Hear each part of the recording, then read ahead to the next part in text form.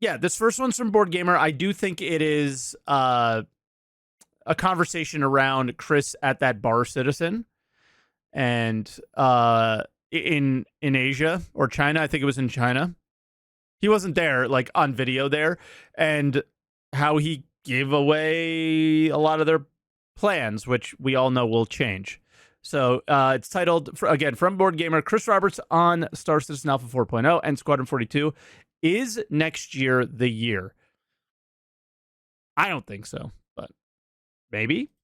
Hello and welcome to some more Star Citizen. There was a Shanghai Bar Citizen event a few weeks ago. That's in China. There were a lot of rumours and implications as well as suggestions coming from that event, from the devs that attended and from Chris Roberts too. So I wanted to talk about Star Citizen Alpha 4.0, CitizenCon, and a few other things that were discussed. A lot. I think Board might have done a little bit more research than I did. I just came across the video and watched it and was like, what the heck? So he might know a little bit more information. So that's kind of why I wanted to pick this video out, watch it, and maybe we would get a little bit of extra of Star Citizen devs and heavy hitters from CIG attended that event in Shanghai.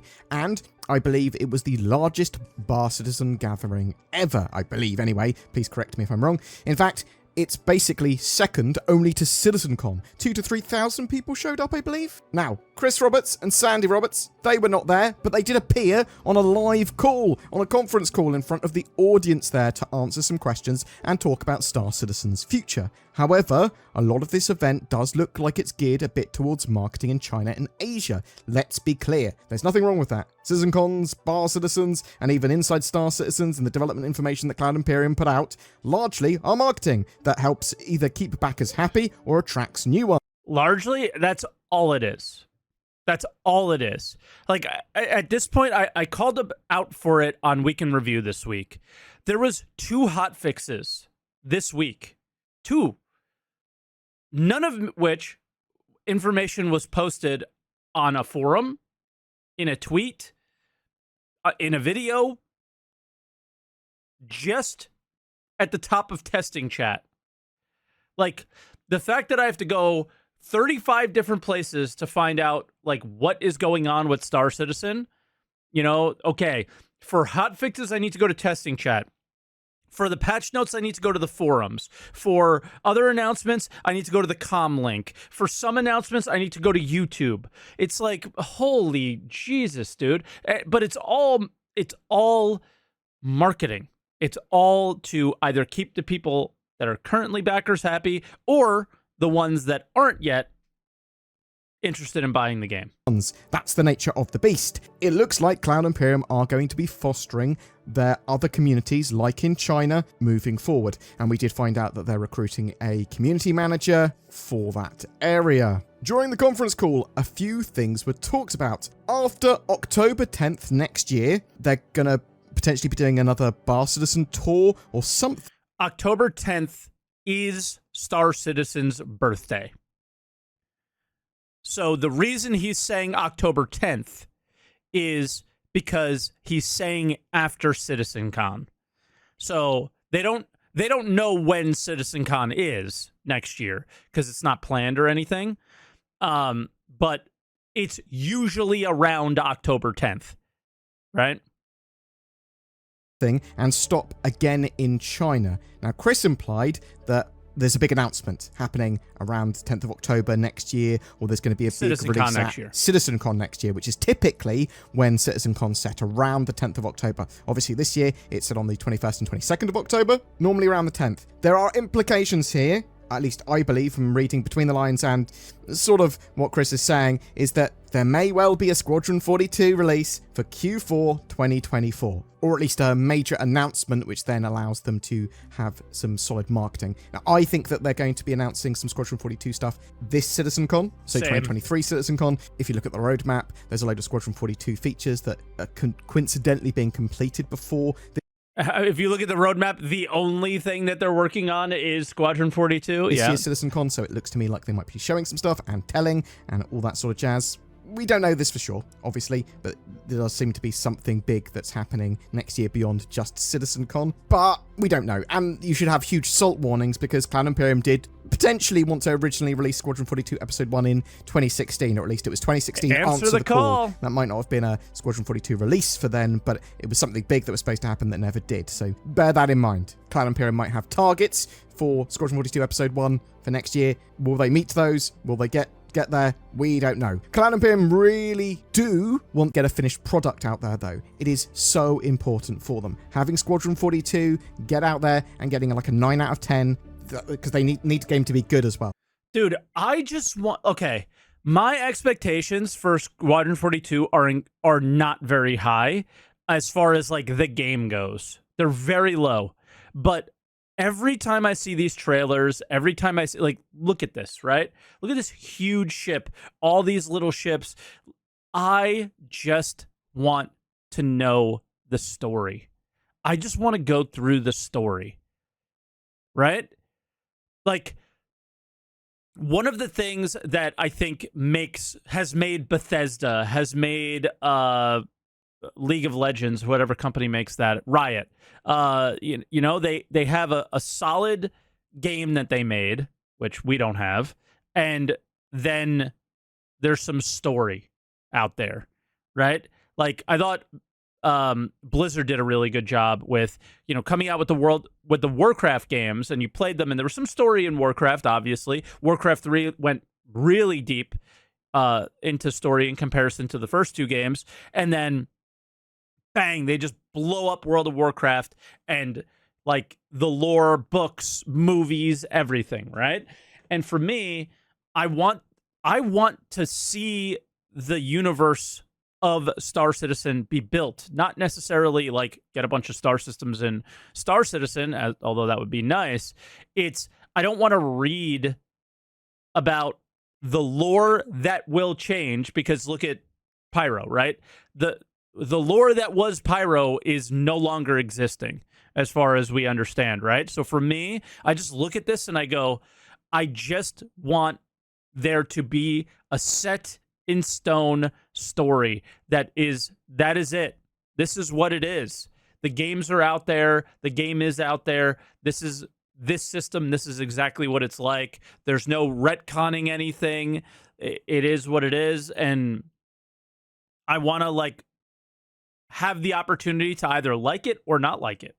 And for right now, everything's still so much up in the air. I want something solid. So when Board said like they want a finished feature or finished product out there, yeah, man. And for me, the finished product is like hopefully very lore building, because I think that that's really important for MMOs and games that you play for a really long time. Is it's not just that the gameplay keeps you entertained for that long, but the opportunity to dive deeper into a game and learn about its history and its storylines, and, you know, some silly side mission that, you know, you normally wouldn't care about, really, so, you know, put some groundwork into what that, you know, random thing actually means, and it could mean a lot. It can't just be, oh, they've got a product out, it's middling. It needs to be genuinely great. They've been given a huge amount of money, this stuff looks so cool. Cloud Imperium need to get 9 out of 10, and then that gives them as much money and time as they want to complete Star Citizen, basically, right? People will then go, yes, you know what you're doing, you are able to make a game, and that will make Star Citizen and Squadron 42, having a released product, significantly more mainstream. Any form of sort of people calling it a scam or vaporware or too feature creeped and feature bloated will be replaced with, okay, you can do it. There's a alpha or beta that we can play for Star Citizen in the meantime. And this very enjoyable single player game. Chris went on to say that CitizenCon this year... I don't know, man. For me, like I wanted to let him finish that thought. He's saying that, you know, Squadron 42 comes out and then people can't call the game a scam anymore. But they have been scamming us with Star Citizen in their perspective for all these years. You know, all 10, 11 years has been Star Citizen, Star Citizen, Star Citizen, very little Squadron 42. And for me, if they don't deliver on server meshing, if they don't deliver on the Star Citizen pillars, it's still a big problem, right? The idea of Squadron 42 releasing doesn't really mean anything until after Squadron 42 releases. You start seeing pace ramp up with Star Citizen.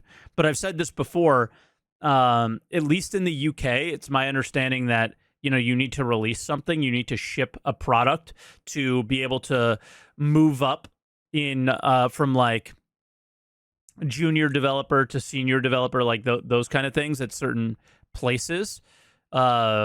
Is you sort of need to ship. So when a lot of these devs ship that product, that they probably will leave and move on to like bigger and better things.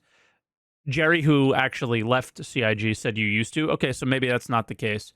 But I still think that when this product is shipped, people from CIG will move on rather than move into developing for the PU. But maybe not as many. So, but at the same time, they would be fighting for promotions with less work. So who knows, man? You might have to move on. Here is a lot about Star Citizen Alpha 4.0, which makes sense. That's what we expected. 4.0 will have the first version. How is pace ramping up after Squadron 42? This is going to be part 1, then part 2, then part 3. So when is the PU ramping up? I think it has to ramp up after part 1. They have to focus on the PU for at least a little while, right? So the teams that moved from the PU to Squadron are like gameplay teams, which gameplay doesn't necessarily need to change very much from part 1 to part 2 to part 3. You're flying your spaceship, you're dropping bombs, you're shooting guns. You know, once they dial that into the way that they want, there would be very little tweaking that would need to happen in order to make the next game. Where what we need in the PU is, better gunplay, better combat, flying. Then you need like networking things. You need orgs. You need things that aren't related to Squadron at all. So, I don't know. That's how I see things. Of server meshing and new star system access. That is what Chris said. They're not splitting up like I thought they might. I thought they might be prioritizing pyro over server meshing, but it looks like no, it's going to be server meshing, pyro, jump points, and lots of other stuff too. He didn't elaborate on the lots of other stuff. He said he's not allowed to talk about it, basically. So it's been rumored as well that the Q4 end of 2023 patch will be 4.0, even if it's just in PT or testing in some form. Where do those rumors come from? Right? So rumors probably come from where they are somewhat true, is an internal plan, which is what our old roadmaps used to be. Our old roadmaps used to be internal plans that never came to fruition. So why are we believing them now? Like, I don't know. I guarantee that their plan is to deliver a PTU for 4.0 by the end of the year. That's what they would want to do in a perfect world.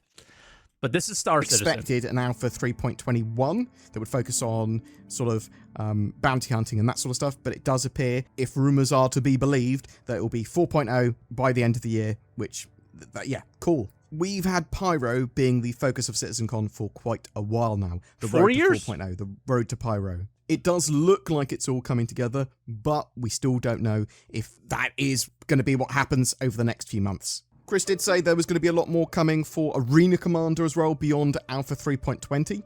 Cloud Imperium think that the mode is important for testing, and players that sort of just want to jump in and get a quick experience. They want to test something, they want to fly around and do stuff without the risk of getting killed in the persistent universe. It's much more easily accessible. Experimental modes as well there allow for a lot more iteration and development in a focused way without having to be on a PTU build. You can actually have this in a live build and then change experimental modes in and out. And obviously master modes and that sort of stuff are being tested in experimental modes now on the 3.20 PTU. Sandy asked if players were more interested in a PC or console release for Squadron 42.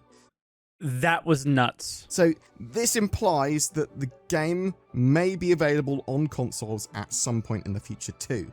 You could take it that way, or you could take it as, I hope you guys aren't console gamers, because she also later said, I hope you guys have good PCs. So you could take it as that, like, I think she didn't want people to be upset.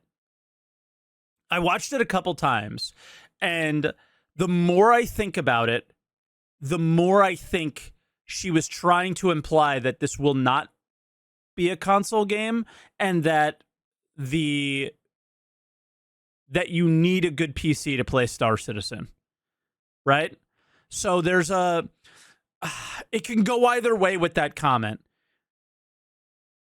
But yeah, why else would they care about gamepad support? Chris plays on a gamepad. Chris plays Star Citizen on a gamepad. So there's your answer. That's how he started playing, and they want the game to be controller agnostic, maybe for the possibility of doing it in the future, but it could go either way. You could take it the way Board just took it, that it implies that they might try to do it or that they are going to do it, or you could take it as, hey, just so you know, you need a good PC to play this game. I don't want, the 3,000 people that are at this Bar Citizen to be mad because they didn't know, This is important because it was originally stated that Star Citizen and Squadron 42 wouldn't be available on console, at least it would be a PC-only game. But I suppose that statement was made kind of a decade ago now, and stuff has changed a lot. Consoles have become more like PCs. And consoles. And if you can port a game over to console without any issues, or downgrading or compromises with it, then why not? And I'm totally okay with that. I'm going to be playing it on PC, as long as it's not a port from console to PC. If there are a few concessions as well for people that want to play on console, they just go, bam, I can play and it looks amazing still, and it doesn't get the cyberpunk unplayable treatment, then yeah, go ahead, sell more copies, expand the platforms. I'm sort of interested to know what people think about that. Like, is it like, no, they can't do a console release. If they try and port it across, it will cause those problems. There's no way that there can be sort of parity between a PC I imagine and a they've console taken a look Chris at it. Is looking forward to playing Star. Like, here's the deal. Here's what I think about Squadron when it comes to a lot of these things.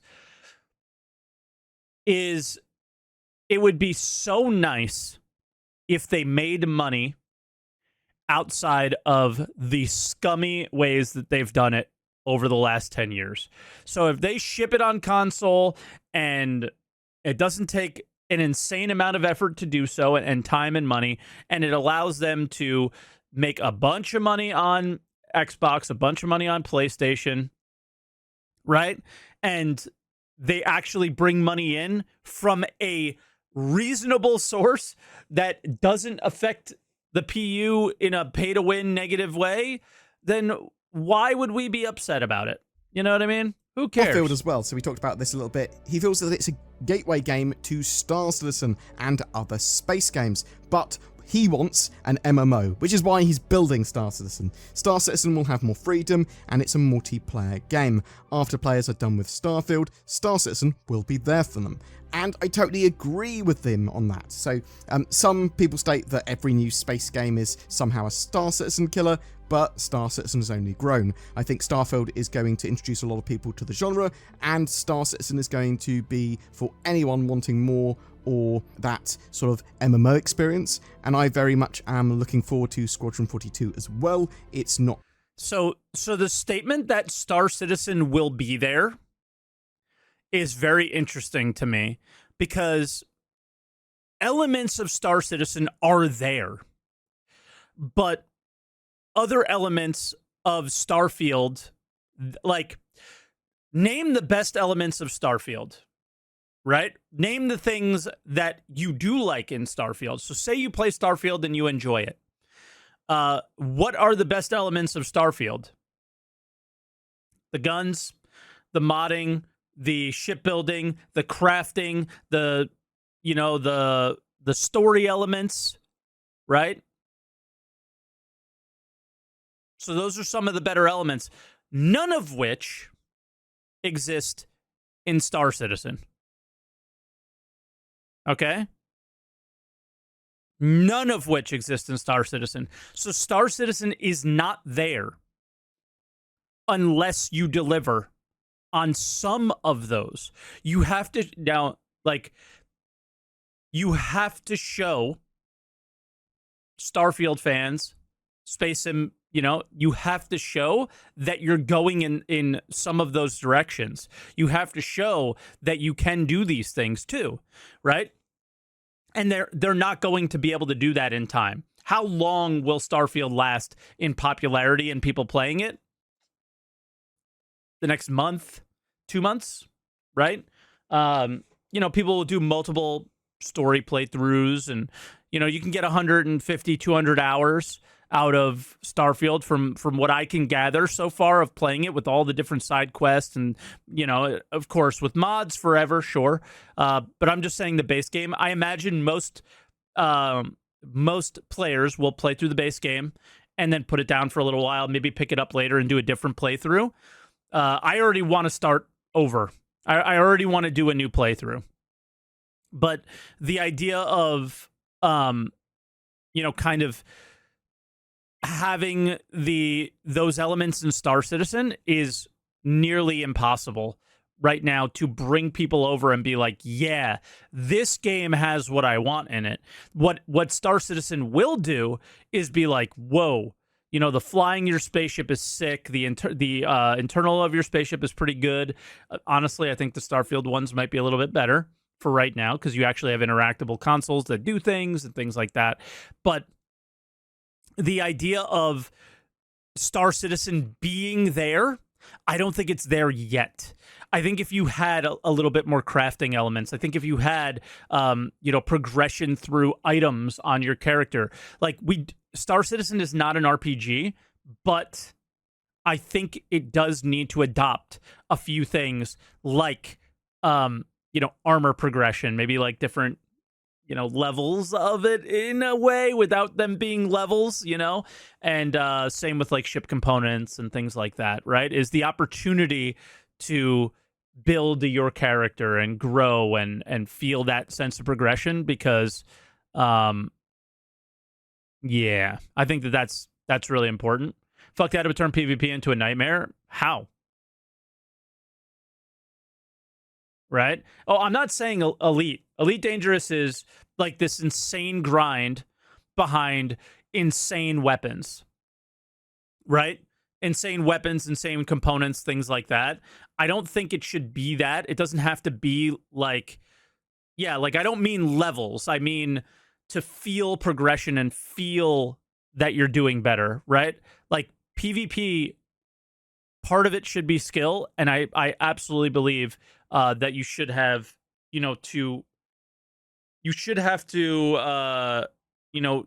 have the better components to have some, to have to get the edge in PvP. The reason why is because the best games, I think the best MMOs are where PvPers need casual players to craft and to grind and do the things that they're not willing to do and work together towards a common goal of, whatever the end game aspects of the game are, right? Think Eve, think Albion, think other games that at least I have some experience with, but I'm sure there's others that you do as well, is the casual player that's into crafting is also able to participate in PvP in a different way by, supporting their guild's PvPers with good gear, right? And then in turn, the people who are out farming are protected by those really good PvPers, and yeah. Those games have massive safe zones where casuals are free to farm. Either CIG thinks the PvP model or it's going to have... I think we're going to have safer zones or safe zones altogether, but the material that you gather in those zones should be like the first level of those moons and planets should not have tier 2 or 3 mining materials, right? Those salvaged ships should not have maybe like improved armor on them. So when you salvage them, you don't get the like high-end materials off of those ships, right? Things like that. But then you venture out, and when you venture out, you need your PvP friends to protect you. So that's how I see it. But yeah, open world, big rant. Sorry. You are a fighter pilot in the military. It's the spiritual successor to Wing Commander, which started a lot of space combat genre games, or at least inspired them. And Starfield is kind of like Skyrim in space, with some more refined mechanics and some spacey, combat-y, and dogfighty sort of stuff in between, connecting those mechanics together. I'm very much looking forward to my playthrough of it. Chris went on to say that Star Citizen is still going to take a long time before it's ready, but they are getting there. They're making it bigger and better. Of the course. original idea of Star Citizen Bigger was and much better. smaller. The community reaction is what allowed it to grow as much as it has. Chris didn't realise it was going to get so big, and there was so much hunger for a space game like Squadron 42 and Star Citizen. Star Citizen's long development cycle isn't the best. Chris didn't realize it was going to get so big. He's the one who made all the decisions that made it so big.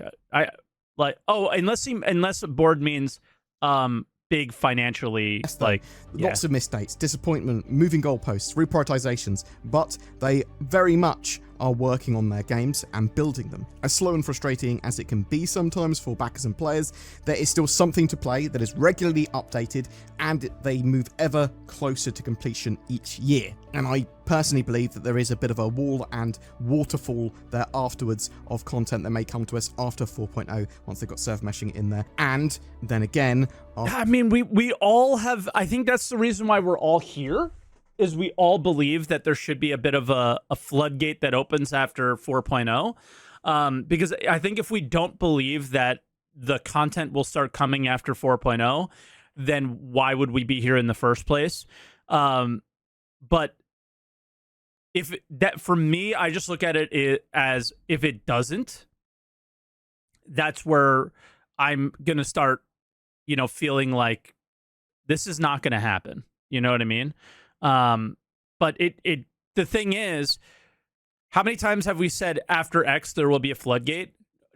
We've said it after one thing. If anybody has said it's after anything else other than server meshing, like for me, it's always been server meshing. The problem is we've been saying that the floodgates will open after server meshing for how many years? So to rephrase your question is, how many times have we said after X there will be a floodgate? No, we've always said it would be after server meshing, but they have pushed and pushed and pushed back server meshing for years and years and years, right?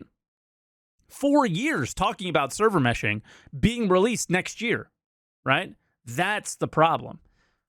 To Squadron 42's release, which will sort of represent the core of the game being done, and that allows for a huge amount of content to then come into the persistent universe, at least in my opinion.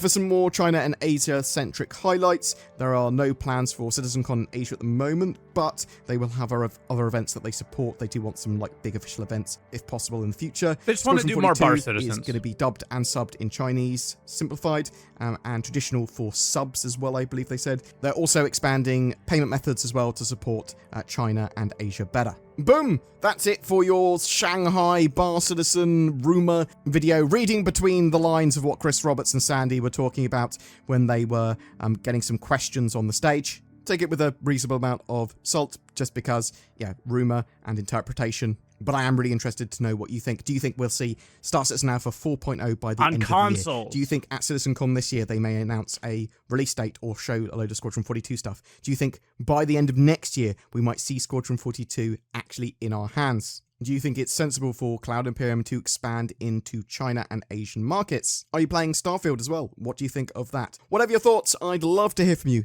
in the comments below. For those of you that are keeping your eyes peeled, you will have noticed that the Tobii Eye Tracker 5 is on sale again until the 8th of... All right, so for me, the big thing is, I think we just need to get out of the PU rut.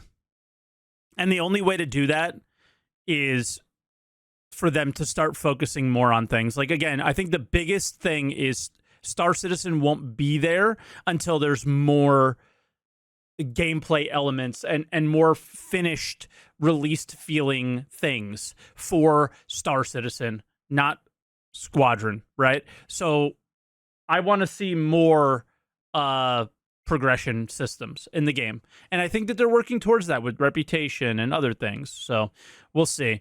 But yeah, the Bar Citizen was insane to watch. That was one of the craziest things I've ever seen. It's super clear that their focus is in that region because it's growing.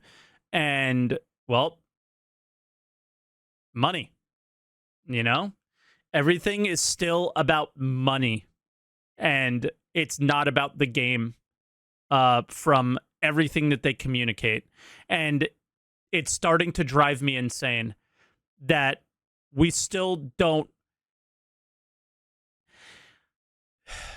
If we cared about the current community playing the game, I think it would show with a lot more of their communication via all of their communication platforms. But it just doesn't, So, yeah, it's a very, very, they are the company and we are the consumer is what vibe they're giving nowadays, and it just doesn't feel like a community. We'll see at CitizenCon, though. Maybe that vibe will change quite a bit, but again, CitizenCon just feels like it's going to be very 4.0, and Squadron 42 talk is basically what I think I expect to see, and that's all very consumerish, if you ask me. So we'll see, though, and fingers crossed that everything that we see at CitizenCon is something that we will eventually see in a patch not too far away, right? Unlike previous CitizenCons. That's a big thing that has to change for me as well.